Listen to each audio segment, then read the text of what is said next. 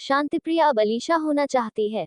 बशीर बद्र के पैमाने से देखें तो उसकी आंखों में धूल भरी है और लिपटकर रोने के लिए उसे एक सूखे पेड़ की तलाश है। अच्छा होना दुनिया में आसान नहीं होता। आपके साथ रहने वाला जब घर का कचरा तक सही जगह न पहुंचा पाए तो मन में एक हुक उठती है। दिल बार बार सवाल पूछता है, पर चेहरा मुस्कुराता रहता है। बशीर बद्र की इसी गजल के शेर की तरह की, मैंने दरिया से सीखी है पानी की पर्दादारी, ऊपर ऊपर हंसते रहना गहराई में रो लेना। दीपिका पादुकोण की नई फिल्म गहराइयां देखते समय पता नहीं चलता कि दीपिका ही अलीशा है या अलीशा ही दीपिका है। दीपिका पादुकोण 36 साल की हो चुकी हैं। फिल्म में उनके साथ है 31 के धैर्य करवा, 28 के सिद्धांत चतुर्वेदी और 23 साल की अनन्या पांडे।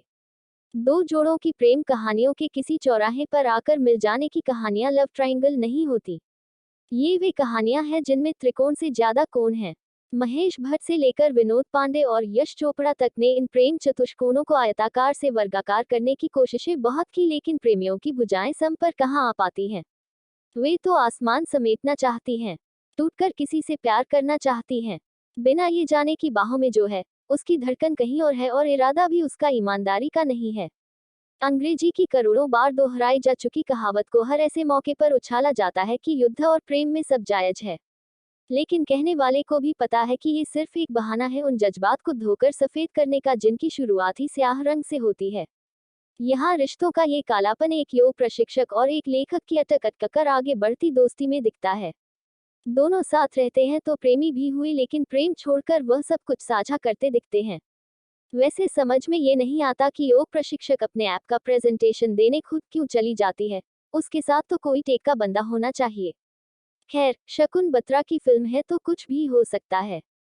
वह तो हिंदी में बात करने से भी बचते हैं और इंटरव्यू के लिए भी पत्रकार ऐसे चुनते हैं जो उनके जैसे सवाल उनसे पूछ पाएं। वह खुद मानते हैं कि फिल्म गहराइयां का उनका विचार 10 साल पुराना है। इन 10 साल में मनोरंजन की दुनिया बदल गई है, दर्शकों की सोच बदल गई है और यही वजह है कि गहराइयां जैसी फिल्में देश के सबसे बड़े औद्योगिक समूह की फिल्म कंपनी भी थिएटर में रिलीज कर पाने की हिम्मत नहीं जुटा पाती। यहाँ तक कि अपने खुद के ऐप पर इसे रिलीज करने में उसे डर लगता है। लेकिन डर अलीशा को नहीं लगता। उसने बचपन से दुनिया के असली रंग देखे हैं, रिश्तेदारों के पास अथाह पैसा और अपनी लाचारी देखी है, और अपनी चचेरी बहन के बॉयफ्रेंड पर तब लट्टू हो जाती है जब वह उसने अपनी दौलत की नुमाइश पर ले जाता है। अलीशा का किरदार यहीं से कमजोर होना शुरू होता है। उसे इंसान के दिल से पहले उसकी दौलत की झलक दिखाई जाती है। ये पटकथा की बहुत बड़ी कमजोरी है। जैन लालची और स्वार्थी है, ये भी अगले ही सीन में स्पष्ट हो जाता है। लेकिन जैन का अलीशा की पीठ पर किया गया इशारा एक तूफान की शुरुआत है। इसके आगे बहुत कुछ कहानी पर लिखना उन दर्शकों का फिल्म देखने का मजा खराब कर सकता है जो सिर्फ दीपिका के लिए ये फिल्म देखना चाहते हैं। शकुन बत्रा बतौर निर्देशक शुरू से ऐसी फिल्में बनाते रहे हैं जिनका भारत से लेना देना कम ही होता है। वो अंग्रेजी अखबारों के पहले पन्ने पर छपे विज्ञापन पढ़ने वालों के लिए फिल्में बनाते हैं, लेकिन उनका इंडिया उनका साथ बॉक्स ऑफिस पर देता नहीं है, क्योंकि अंग्रेजी अखबारों के विज्ञापनों के हिसाब से अपनी जीवन शैली तय करने वाले हिंदी फिल्में बहुत कम या फिर ना के बराबर ही देखते हैं। नेटफ्लिक्स पर शकुन की डॉक्यूमेंट्री सर्चिंग फॉर शीला भी बहुत सही फिल्म रही और फिल्म गहराइयां में भी मन के उद्वेग दिखाने के लिए उन्हें अपने कलाकारों से मदद नहीं मिलती। इन कलाकारों में दीपिका को छोड़ बाकी तीनों मुख्य कलाकार मुखाकृतियों के सहारे भाव प्रकट कर पाने में बेहद कमजोर हैं। इसीलिए वह बार बार समुद्र में उठने वाले ज्वार की मदद लेते हैं।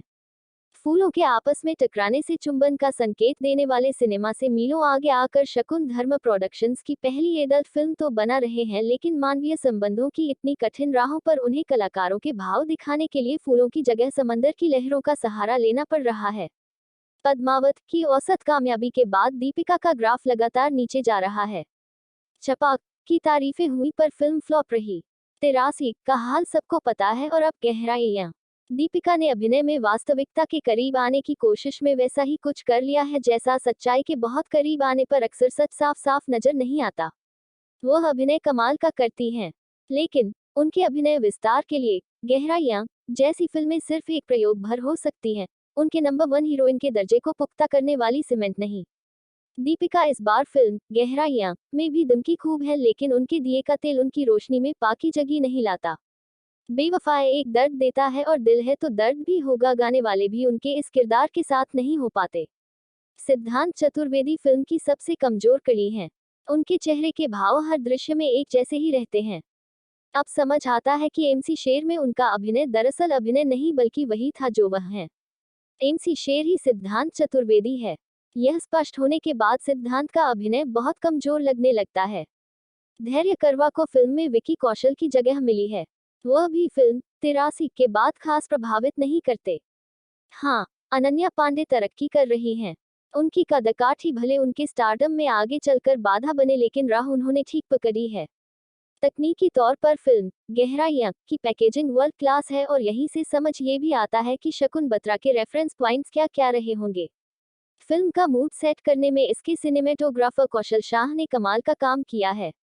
उनके फ्रेम खासतौर से लो लाइट वाली उनकी सिनेमेटोग्राफी कमाल की है। वह कहानी को उसके भीतर से पकड़ते हैं और कोशिश करते हैं कि किरदारों के आसपास का माहौल भी कहानी का हिस्सा बन जाए।